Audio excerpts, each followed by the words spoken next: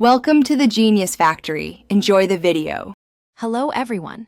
In this video, I will explain how to remove a Ford Fiesta door lock. This process can seem daunting, but with the right approach, it's quite manageable.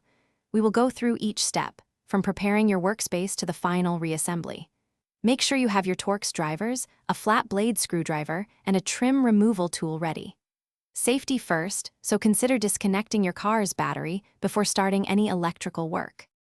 To begin, you need to access the internal components of the door. Start by gently prying off the small trim button located behind the interior door handle. Beneath this, you will find a T20 Torx screw. Remove it.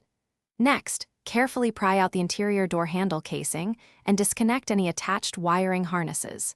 Finally, use a plastic trim tool to release the 8 to 10 clips holding the main door panel in place, working your way around the edges.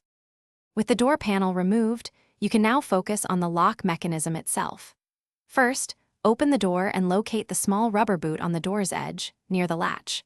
Remove this boot and use a T20 Torx driver to loosen the screw inside. This will release the exterior lock cylinder, which you can then pull out.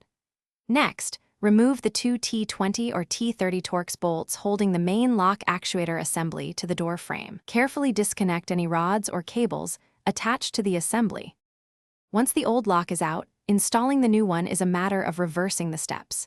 Carefully position the new lock or actuator, securing it with its two T20 or T30 Torx bolts. Reconnect all the rods, cables, and electrical harnesses, ensuring they click firmly into place.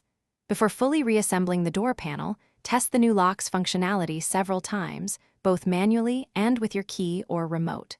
Finally, carefully reattach the door panel, making sure all clips and screws are properly fastened. Thanks for watching. If you found this helpful, don't forget to like and subscribe.